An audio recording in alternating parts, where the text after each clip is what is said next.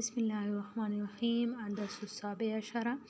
ہمارے پاس پہلا جملہ ہے جی مجھے غصہ نہ دلاؤ،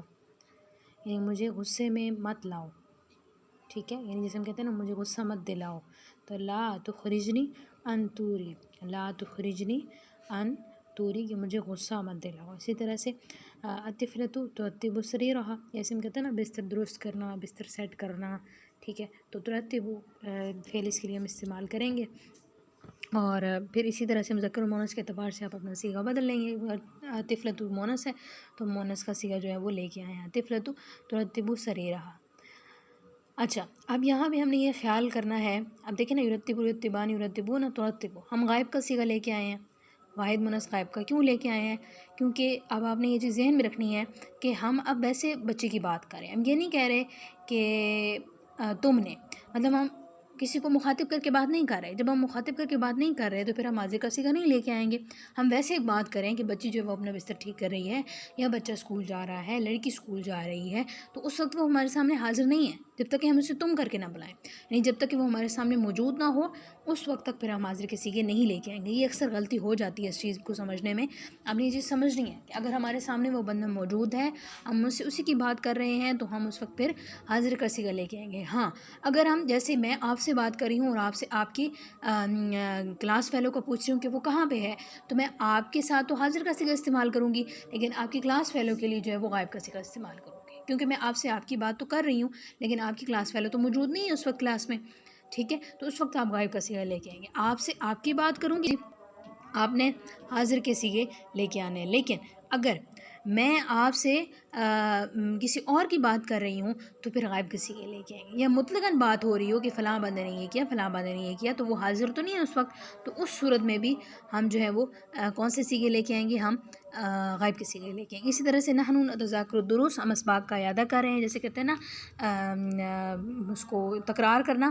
دہرانا، ٹھیک ہے، ریپیٹ کرنا، ریوائز کرنا، ان تمام معنوں میں یہ آئے گا۔ نتذاکر جو ہے فعل اس کے لیے استعمال ہوگا، نحن نتذاکر الدروس، کہ ہم جو ہے وہ سبق کا اعادہ کر رہے ہیں، اسباق کا اعادہ کر رہے ہیں، کیونکہ دروس ہے نا، درس کی جمع دروس، اسباق کا اعادہ کریں۔ اسی طرح سے میں کھڑکی سے جھانک رہی ہوں، انا اطل من النافذۃ،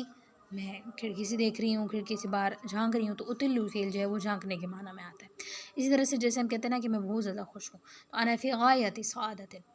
ٹھیک ہے، انا فی غایۃ سرور، دونوں آپ استعمال کر سکتے ہیں، سعادہ کا لفظ بھی جو ہے نا وہ خوشی کے لیے ہی استعمال ہوتا ہے۔ اسی طرح سے جیسے ہم کہتے ہیں نا کہ میں اپنی پوری کوشش کروں گا یا کروں گی کہ میں یہ کام اچھے سے کر سکوں، تو اس کے لیے آپ کون سا فعل استعمال کریں گے؟ کیونکہ کروں گا نا، مطلب کر رہا ہوں اور آنے والے وقت میں بھی کروں گا، تو اس لیے اس میں ہم سین کا اضافہ کریں گے جو مضارع کو قریب کے معنی میں کرے گا، اور ابذلوا یعنی واحد متکلم کا صیغہ لے کے آئیں گے، مذکر و مؤنث دونوں کے لیے سیم ہوگا، سأبذل کل جہدی کہ میں اپنی پوری کوشش کروں گا یا کروں گی۔ اسی طرح سے یہ میرے بس میں نہیں ہے، جیسے کوئی کام دیا جائے تو آپ کہیں کہ نہیں یہ میں نہیں کر سکتی، میرے بس میں یہ نہیں ہے، تو ھذا لیس بوسعی، مذکر و مؤنث دونوں اسی کا استعمال کر سکتے ہیں کہ ھذا لیس بوسعی۔ اسی طرح سے اگر ہم نے پوچھنا ہے کسی سے کہ آپ کے ساتھ کیا ہوا ہے، یعنی آپ کے ساتھ کوئی حادثہ پیش ہوا ہے یا آپ کو کیا ہوا ہے، آپ رو کیوں رہے ہیں، آپ پریشان کیوں ہیں، ٹھیک ہے، تو اس وقت پھر ہم یہ جملہ استعمال کریں گے کہ آپ کے ساتھ کیا ہوا ہے، ماذا حدث بک مذکر کے لیے اور بکی مؤنث کے لیے، حدث کو چینج نہیں کریں گے، یہ مصدر ہے۔ اسی طرح سے ہمارے پاس ہے جی آپ کو کیا ہوا ہے، تو اس میں آپ ما بکی بھی کہہ سکتے ہیں، ما حدث بکی بھی کہہ سکتے ہیں، اور ما بکی بھی سمپل کہہ سکتے ہیں، دونوں طرح سے آپ سوال کر سکتے ہیں۔ اسی طرح سے جیسے ہم کہتے ہیں نا کیف تصیر الامور، معاملات کیسے چل رہے ہیں، کیف مضی یومک، آپ کا دن کیسا گزرا، تو اس طرح سے ہم مزید اس کو کتنے انداز میں اور کہہ سکتے ہیں، ہم یہ بھی کہہ سکتے ہیں حل من جدید اليوم، آج کوئی نئی بات، جیسے ہم کہتے ہیں نا نئی تازی سنائیں، کوئی ہمیں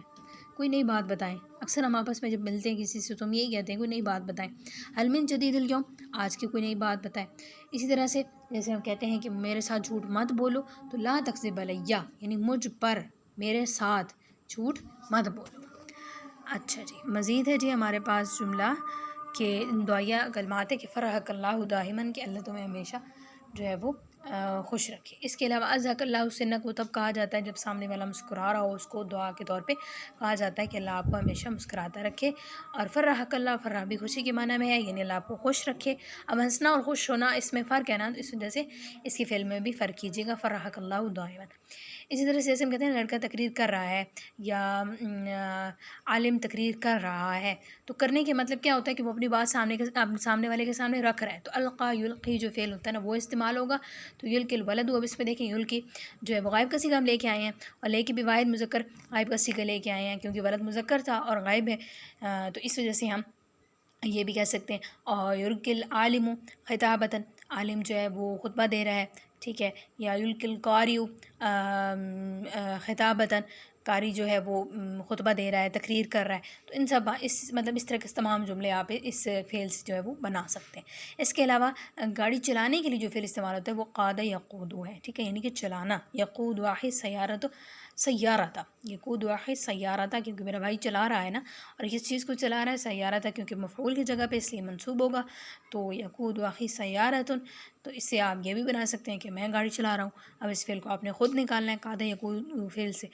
مضارع کا واحد متکلم کا صیغہ آپ نے نکالنا ہے، ٹھیک ہے جی۔ اس طرح سے اگر ہم کہیں کہ نحن سنخرج للتسوق، خریداری کے لیے، یعنی شاپنگ کے لیے آپ کون سا لفظ استعمال کریں گے؟ تسوق، خریداری کے لیے، کسی قسم کی خریداری ہے، ٹھیک ہے، للتسوق الخضروات، سبزیاں خریدنے جا رہے ہیں، یا اس طرح سے اور اگر کچھ آپ ایڈ کرنے چاہیے، ملابس، کچھ بھی جو آپ ایڈ کرنا چاہیے، ویسے کہنا چاہیں کہ شاپنگ کے لیے جا رہے ہیں تو اس کے لیے تسوق کا لفظ استعمال ہوگا، اور پھر ظاہر ہے پھر آپ نخرج، خرج یخرج سے جو ہے وہ اپنے اعتبار سے صیغہ بھی بدل لیں گے، اور وہ کہہ رہے ہیں کہ ہم خریداری کے لیے باہر نکلیں گے، مطلب کہ آج ہم جائیں گے، تو اس لیے انہوں نے مضارع کو ان قریب کے معنی میں کر دیا اور سین کا استعمال ساتھ میں کیا، یعنی بتانے کا اس فعل میں مقصد، اس جملے میں مقصد یہ تھا کہ خریداری کے لیے جو ہے وہ تسوق کا لفظ جو ہے وہ استعمال ہوتا ہے۔ پھر مزید اس میں آپ اپنی مرضی سے ایڈ کر سکتے ہیں کس چیز کی خریداری، یعنی کتابیں خریدنے جا رہے ہیں، کپڑے خریدنے جا رہے ہیں، ملابس، اس کے علاوہ گروسری کرنے جا رہے ہیں، مطلب جو بھی آپ چیز خریدنا چاہ رہے ہیں وہ آپ اس فعل کے ساتھ ملا کے آپ اس میں ایڈ کریں گے، یعنی تسوق کا لفظ جو ہے وہ خریداری کے لیے استعمال۔ ویسے اشتری بھی ہوتا ہے، لیکن شاپنگ کے لیے جو خاص ایک لفظ ہے نا